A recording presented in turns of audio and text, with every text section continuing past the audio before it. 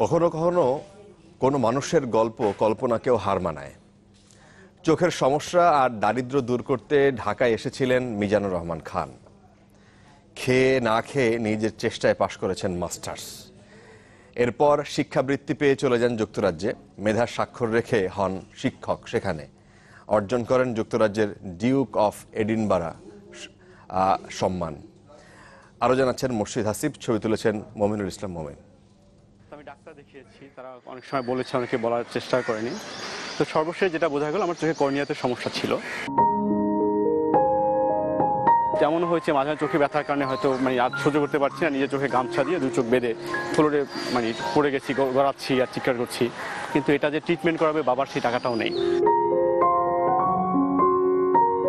ক্লাসে গিয়েছি, একই শার্ট হয়তো অনেকদিন পরছি, ছিঁড়া আছে, সেলাই করে দিয়েছে, ক্লাসমেটরা বেঞ্চে বসছে না, আমি বসলে উঠে গেছে।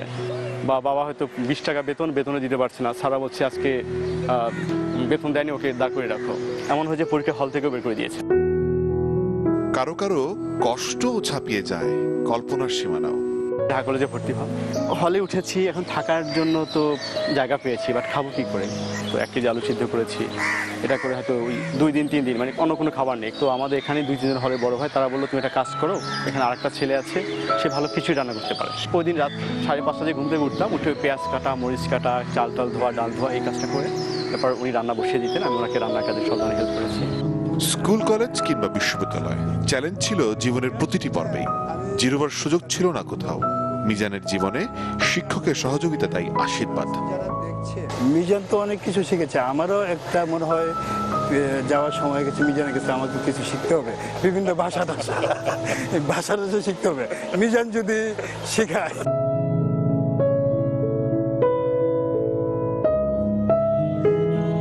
ইংরেজি শিক্ষকদের কদর বেশি, তাই শুরু থেকেই মিজানুর রহমানের লক্ষ্যই ছিল ইংরেজি পড়বেন, চাকরি না পেলেও অন্তত ছাত্র পরিয়ে তো চলা যাবে।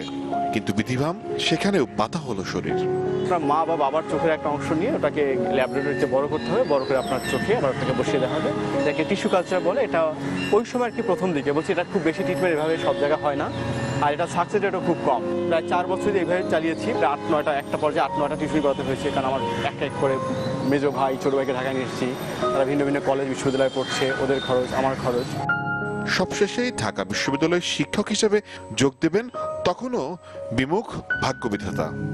এখানে নিয়োগ এত সহজ প্রক্রিয়া না। সে ফুল ব্রাইটের বাইরে ছিল, পরে ডেট দেওয়া হয়, সে অনেক কষ্ট করে আসার পরে আবার প্রবেশী ম্যাডাম অসুস্থ হয়ে যান, সেটা আবার বাতিল হয়ে যায়, আবার চলে যায়, আবার ফিরে আসে। কিন্তু এত সহজে পরাজয় মেনে নেওয়ার পাত্র নন মিজান। আরো বড় যুদ্ধের জন্য নিজেকে তৈরি করতে শেখেন 4টি ভাষা, ফলো পেয়েছেন হাতে নাতে, মিলেছে যুক্তরাষ্ট্রের স্ট্যানফোর্ড বিশ্ববিদ্যালয়ে ফুলব্রাইট স্কলারশিপ, অর্জন করেন যুক্তরাজ্যের ডিউক অফ এডিনবারা সম্মান। অনেকে বলছে অন্ধ, লেখাপড়া করে কি হবে, অনেকে কইছে প্রতিবন্ধী, কি হবে? আমি চাইছি যে ওরা মানুষের মতন মানুষ হোক। আল্লাহ ওরা যে এই পর্যায়ে নিয়েছে আর এই পর্যন্ত ভালো করছে, ওর যে সুফল পাইতেছে, এইটাই আমি খুব আনন্দিত। আমার সেই দুঃখ কষ্ট মিলে গেছে।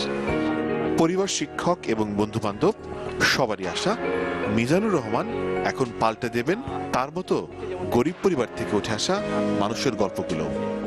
আমাকে যে মানুষগুলো এখানে আসতে সহায়তা করেছে, আমি তো তাদের ঋণ কখনো শোধ করতে পারবো না। আমি যাই বললাম যে ধন্যবাদ বা এরকম, এটা হয় না। তো আমি তাদেরকে ধন্যবাদ দিতে চেয়েছিলাম যে তারা আমাকে যে কাজটা করেছে, আমি যেন একই কাজ অন্য মানুষের জন্য করতে পারি।